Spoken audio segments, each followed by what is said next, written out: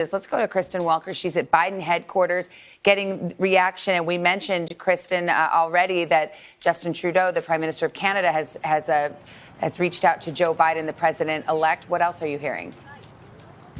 Let me read you what we're hearing from Justin Trudeau, and then let's talk about the broader context of how the world is reacting, Savannah. Justin Trudeau writes, "Congratulations, Joe Biden and Kamala Harris. Our two countries are close friends, partners, and allies. We share a relationship that's unique on the world stage. I'm really looking forward to working together and building on that with both of you."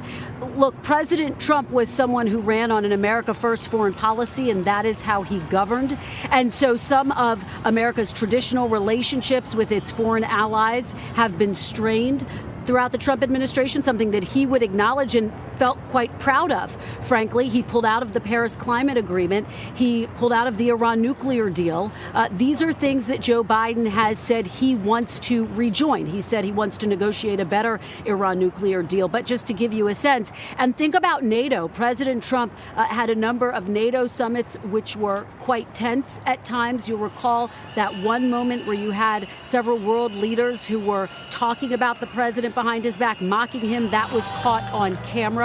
And that was something that, from the perspective of President Trump, he saw as a badge of honor. He would argue, look, he forced those NATO member countries to meet their commitments when it comes to foreign defense spending. But on the other hand, his critics would argue that some of America's most traditional relationships have been strained and that has been a challenge for America's strength on the world stage. And at the same time, embracing some of America's foes, or those with whom America has had strained relationships with, like Vladimir Putin, like Kim Jong-un. Now, Biden has said, if you want to take North Korea as an example, that he would not meet with Kim Jong-un without preconditions.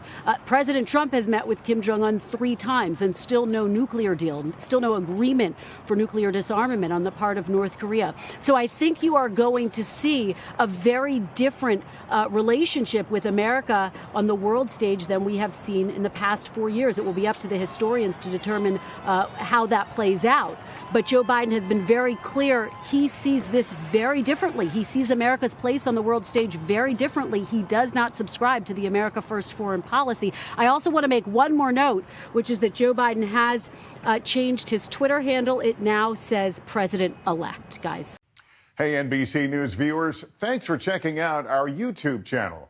Subscribe by clicking on that button down here, and click on any of the videos over here to watch the latest interviews, show highlights, and digital exclusives.